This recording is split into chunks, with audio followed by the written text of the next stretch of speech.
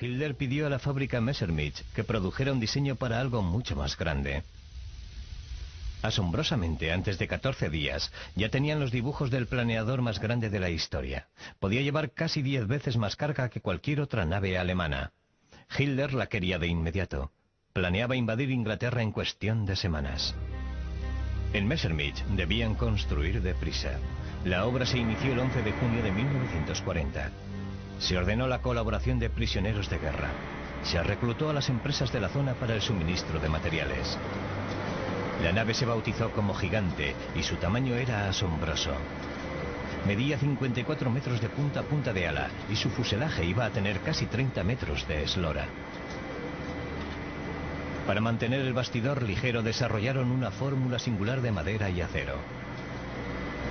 La estructura principal se formaba con tubos huecos de acero reforzados con nervios, 22 en cada ala.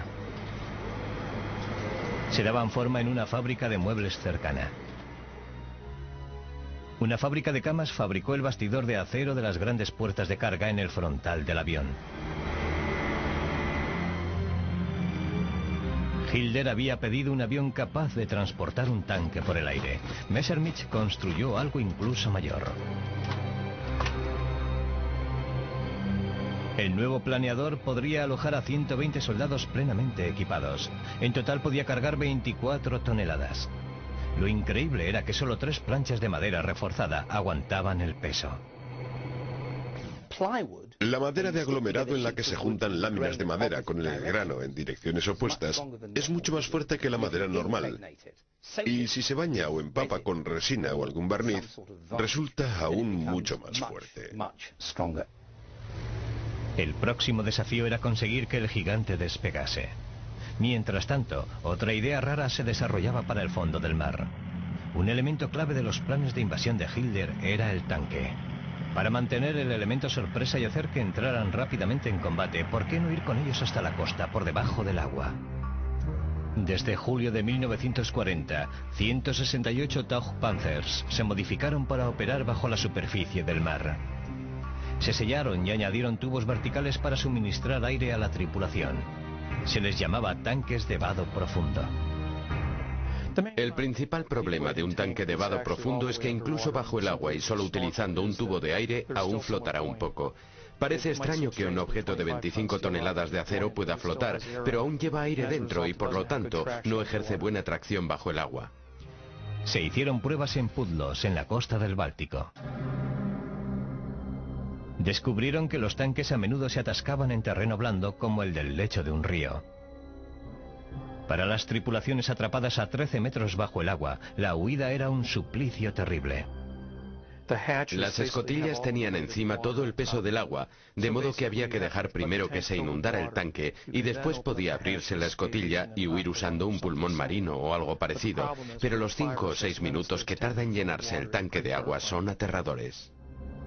Mientras las tripulaciones aprendían a escapar de un tanque atascado bajo el agua, los ingenieros de Messerschmitt trataban de resolver cómo hacer que despegara el planeador más grande de la Tierra. A un planeador de tamaño normal lo remolcaba otra nave. Pero para el Gigante no había avión lo bastante grande. Se añadieron cohetes a las alas para darle más empuje en el despegue, pero este no era suficiente. A continuación lo ataron a 3 aviones distintos para remolcar al monstruo. A veces funcionaba, a veces no.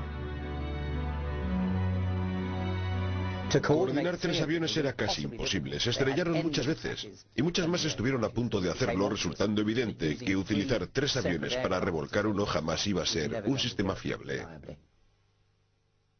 La idea siguiente era sencillamente extraña. Tomar 2 aviones, cortarlos por la mitad, añadir un motor más y volver a unirlos. Se le llamó Heinkel 111Z y a pesar de su extraño aspecto, funcionó. Finalmente alguien tuvo la brillante idea de incorporar al planeador sus propios motores. 6 motores French Known Round Butte convirtieron al gigante planeador más grande del mundo en el avión de transporte más grande del mundo. Haría más ruido, pero cumpliría su tarea. Los tanques bajo el agua y los planeadores gigantes eran ideas extrañas, pero ambas podrían encabezar la invasión de Gran Bretaña. Sin embargo, la resistencia continuada de la Fuerza Aérea Británica convenció a Hitler de que debía pensarlo mejor. En septiembre de 1940 se anuló la invasión de Gran Bretaña. Sin embargo, el gigante volador y los tanques submarinos cumplieron su papel cuando Hitler invadió Rusia en 1941. En plenos avatares del conflicto, la máquina de guerra alemana producía ideas aún más ingeniosas. En 1944, los nazis, con unos sorprendentes aviones de despegue vertical, devolvieron el golpe a los bombarderos estadounidenses que diezmaban las ciudades alemanas. Al inicio de la Segunda Guerra Mundial, Alemania poseía la mejor fuerza aérea del mundo. El bombardero Junkers 88 y el caza Messerschmitt 109 eran rivales para cualquier aeronave del mundo.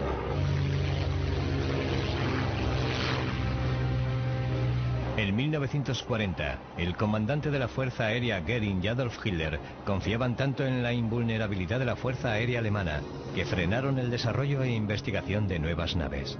No creyeron que les hiciera falta.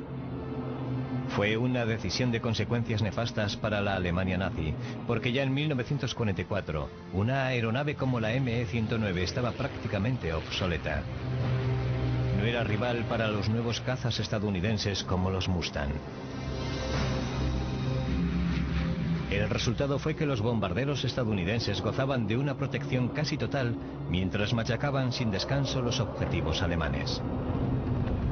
Hermann Göring y la Fuerza Aérea Alemana buscaban desesperadamente una nueva y fantástica aeronave capaz de volver a inclinar la balanza en favor de Alemania. Estaban dispuestos a pagar cualquier precio por ella. Si nos fijamos en la lista de desarrollos nazis en el transcurso de la guerra, lo que nos sorprende es la forma en que tiraban el dinero. Y no hay otro modo de describirlo. No desarrollaban el caza ideal y lo hacían más grande, mejor y más rápido, sino que desarrollaban docenas de ellos. Para 1944, el Ministerio Alemán del Aire necesitaba un milagro. Esperaban que las muchas ideas en las que trabajaban los diseñadores de aviones podrían servirles para contraatacar. Un requisito urgente era el de un interceptor defensivo que pudiera producirse en grandes cantidades a bajo coste. Hubo muchas propuestas. Una se llamó el Natter. Era un pequeño reactor tripulado. Utilizando madera barata, podría construirse fácilmente en pequeños talleres usando trabajadores semi-especializados. Se lanzaba desde un poste vertical y podría volar a 960 kilómetros por hora. Era un pequeño cohete monoplaza que despegaba en vertical a alta velocidad, ascendía con mucho ruido hasta las regiones altas de la atmósfera y entonces se apagaba el motor. El piloto lo utilizaba como planeador para atacar a otras naves, mientras iba descendiendo suavemente hacia el suelo. La artillería del Natter era impresionante. Podía disparar desde el morro 24 cohetes aire-aire. Pero si eso fallaba, se instaba a los pilotos a saltar enfilando el avión hacia una nave enemiga. El propio Natter se consideraba prescindible. Si el avión al descender no atacaba a una nave aliada, se le dejaba estrellarse. Solo se recuperaba el motor para un nuevo uso. El diseño se consideró tan extraño y peligroso que el Ministerio Alemán del Aire lo rechazó. Sin embargo, el diseñador Erich Wagen se saltó los cauces normales y convenció directamente a Heinrich Himmler, jefe de las SS, para que financiara el programa.